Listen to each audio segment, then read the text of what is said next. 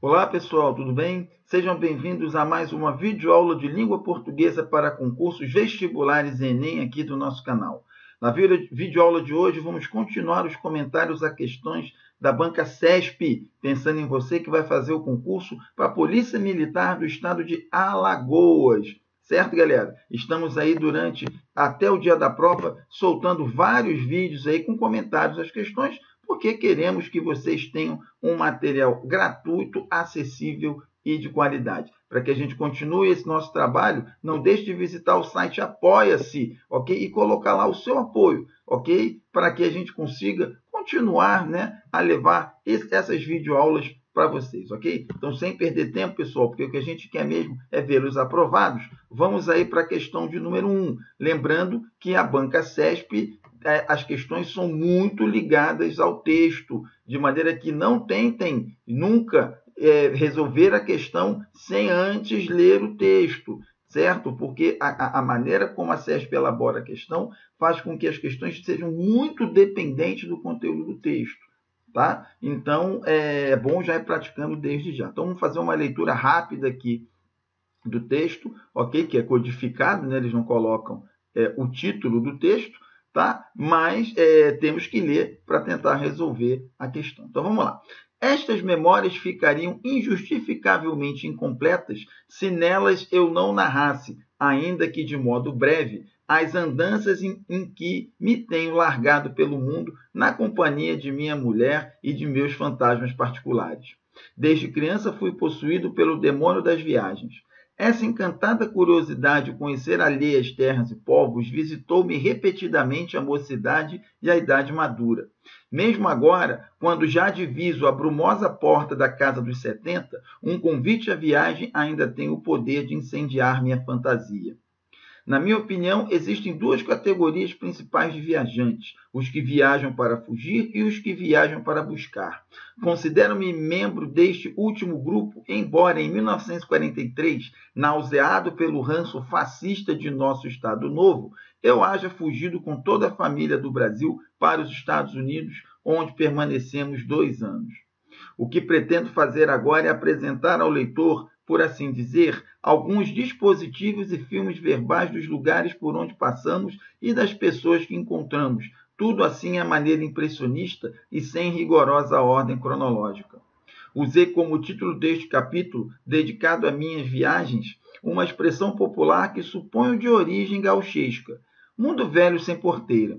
Tenho-a ouvido desde menino, da boca de velhos parentes e amigos, de tropeiros, peões de estância, índios vagos, gente de rua. Minha própria mãe empregava-a com frequência e costumava pontuá-la com um fundo suspiro de queixa. As pessoas em geral pareciam usar essa frase para descrever um mundo que lhes se afigurava não só incomensurável, como também misterioso, absurdo, sem pé nem cabeça. Parece a mim, entretanto, que na sua origem essa exclamação manifestava apenas a certeza popular de que Deus fizera o mundo sem nenhuma porteira, a fim de que nele não houvesse divisões e diferenças entre países e povos, gente rica e gente pobre, fartos e famintos, uns com terra demais, outros sem terra nenhuma. Em suma, o que o velho queria mesmo era um mundo que fosse de todo mundo.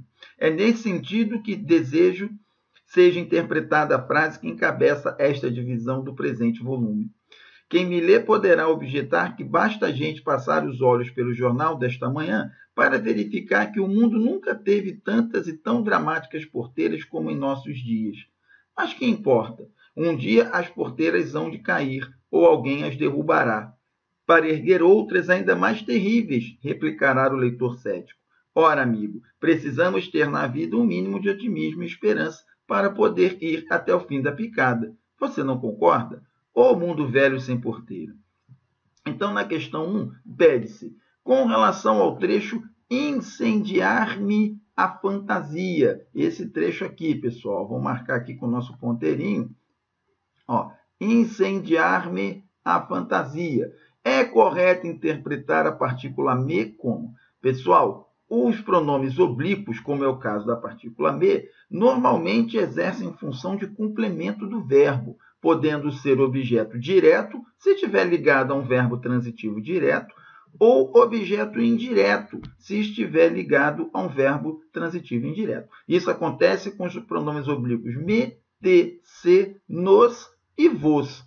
Ok? Já com o, os, a, as vão ser sempre objeto direto e lhe, lhes sempre objeto indireto. Logo, a melhor função aqui para esse pronome seria de complemento de verbo ou objeto direto ou objeto indireto. Acontece que não há essa opção dentre as 5 aqui, ó. Ok?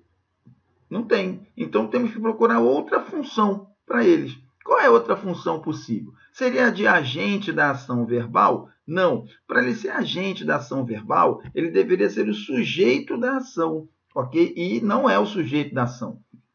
Ok? Os pronomes oblíquos exercem função de complemento, não podem ser sujeitos a menos em frases muito específicas, né? Que são as infinitivos latinas, como a deixe-me entrar, por exemplo. Ok? E aí sim, mas não, isso é um caso muito específico, que nem é o que acontece aqui. Então, não podemos considerar agente da ação verbal, porque os pronomes oblíquos não podem exercer a função de sujeito.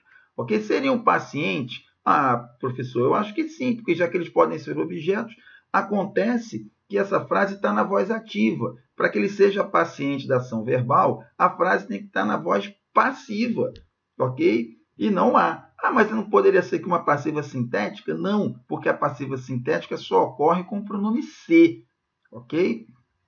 Ele é prejudicado pela ação de incendiar, prejudicado aqui, nem é uma função, ok? Não tem como, não existe função sintática prejudicado, ok? Então temos de descartar o se. Ele é possuidor de fantasia. Repare que esse me aqui, gente, ele pode ser substituído pelo pronome possessivo minha. É como se eu dissesse incendiar a minha fantasia, ok? Então, nesse caso, ele tem a função de adjunto adnominal indicando possuidor, ok? Então, letra D vai ser a resposta aqui, gente. Certo? Então, existe esse uso muito específico aí da linguagem literária para os pronomes oblíquos, que não é a função de objeto, não é a função de complemento, mas sim a função de adjunto adnominal indicando posse, ok? Então, a resposta da questão número 1 vai ser letra D. Se ficarem com dúvida ainda nesse assunto, pessoal, eu recomendo que olhem o nosso curso de análise sintática, ok, do período simples, disponível na plataforma Hotmart, porque nós temos lá uma aula específica sobre esse ponto aqui, ok? E em caso de dúvida, não deixe de entrar em contato com a gente, ok? Então, questão número 1, letra D. Na questão de número 2, nós vamos ter aqui o seguinte: a respeito dos sentidos e aspectos linguísticos do texto, julgue os itens a seguir, ok? Então, vamos analisar aqui, ó, essas 3 proposições e marcar a resposta correta aqui. Ok? Então, temos na 1, embora a correção gramatical e o sentido do texto fossem mantidos, caso se substituísse o trecho se lhes afigurava por afigurava-se a elas, a linguagem resultaria informal e, consequentemente, inadequada ao gênero textual. O que é o gênero textual? É o tipo de texto. Esse texto aqui, gente, é um texto literário, ok? Está fazendo parte não do gênero literário ou do gênero narrativo, ok? E o gênero literário, o gênero narrativo, pode ter linguagem formal e linguagem informal. Não tem o menor problema. A característica do gênero aqui não permite qualquer um dos usos, certo? Então, a primeira alternativa aqui está errada. Vou marcar aqui, ó, que a primeira aqui é errada. O gênero textual narrativo e também o gênero literário permitem tanto a linguagem formal quanto a informal, certo? Então, você pode trocar esse mais formal aqui por esse menos formal aqui sem problemas, ok? Então, a afirmativa está errada.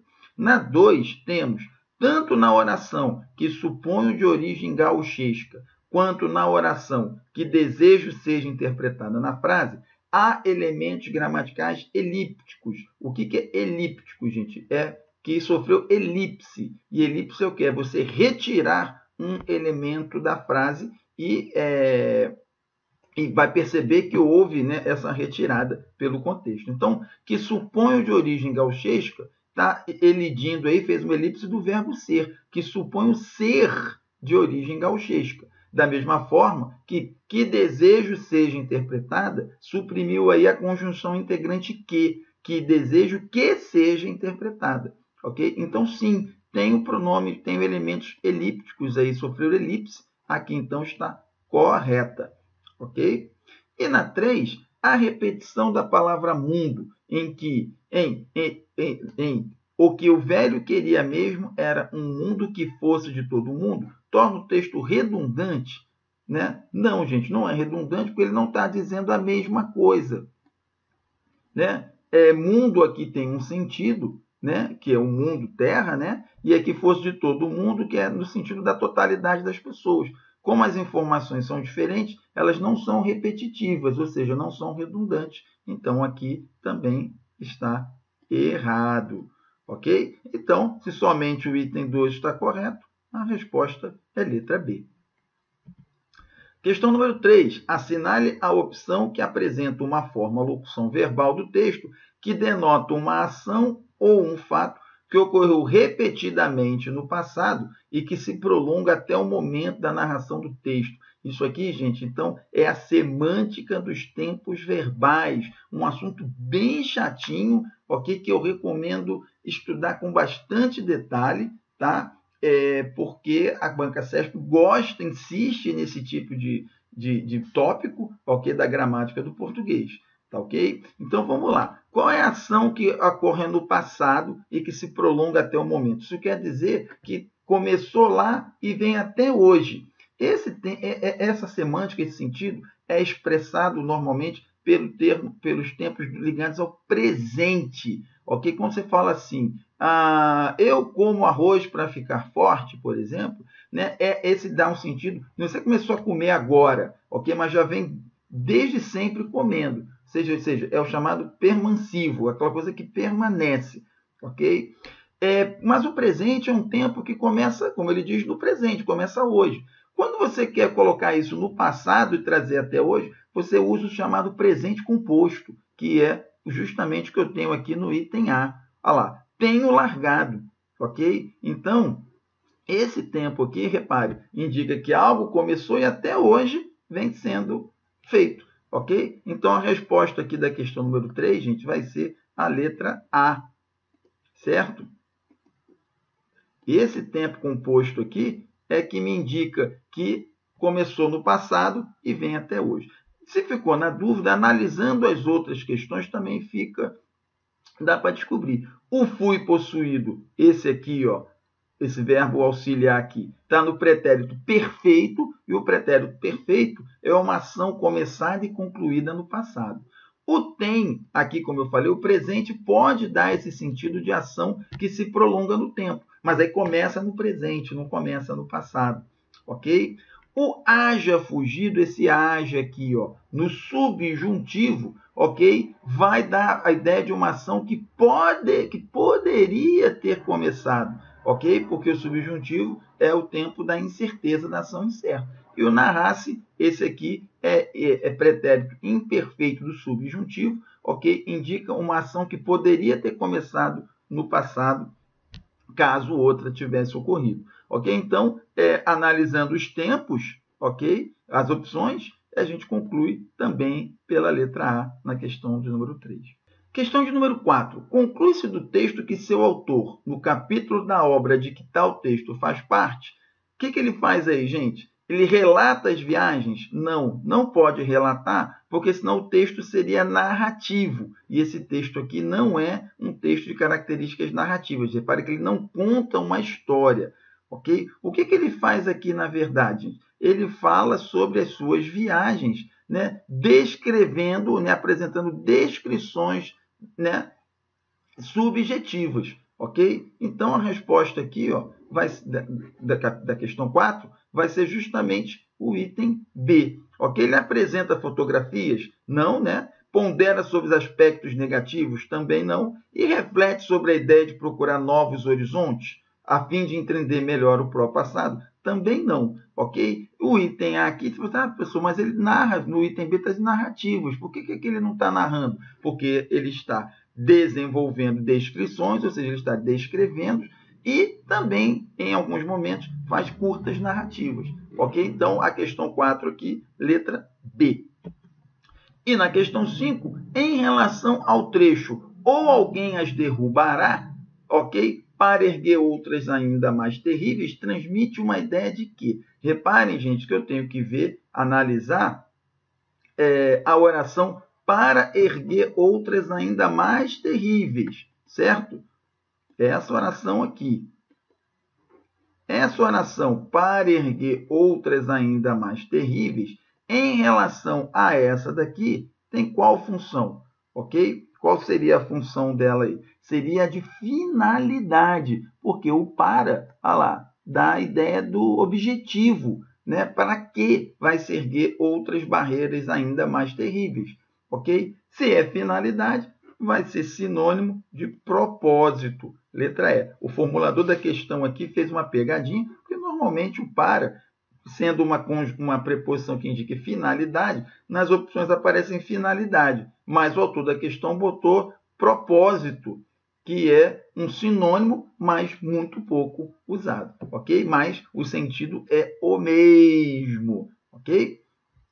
A gente encerra então, gente, a videoaula de hoje, esperando que essas questões comentadas tenham sido úteis de alguma forma para vocês, ok? A gente espera vocês aqui na próxima videoaula, galera. Um abração e até lá!